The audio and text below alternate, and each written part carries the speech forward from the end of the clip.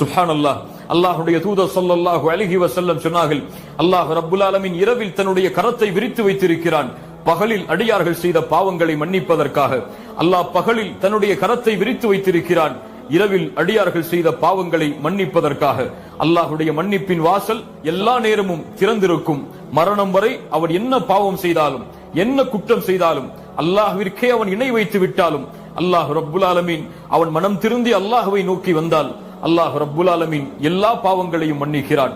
மனமுருகி அல்லாஹ்விடத்திலே மன்னிப்பை தேடுங்கள். இந்த கண்ணியம் மிகுந்த மாதத்தில் ஒருபோதும் உங்களுடைய பாவங்களின் எண்ணிக்கையின் கணக்கை வைத்து அல்லாஹ்விடமிருந்து தூரமாகி விடாதீர்கள். ஷைத்தானின் தூண்டுதலால் உள்ளத்தில் சந்தோஷத்தை கொண்டு மகிழ்ச்சி அடைந்து நிதானமடைந்து என் ரப்பு என்னோடு இருக்கிறான், அவனுடைய அருள் என்னோடு இருக்கிறது, அவன் என்னை மன்னிப்பான், என்னை மன்னித்து அவனுடைய அடியார்களில் என்னையும் அல்லாஹ் ரப்புல் ஆலமீன் இணைப்பான் என்ற அல்லாஹ்வுடைய அருளில் நம்பிக்கை இழக்காமல் வாழுங்கள்.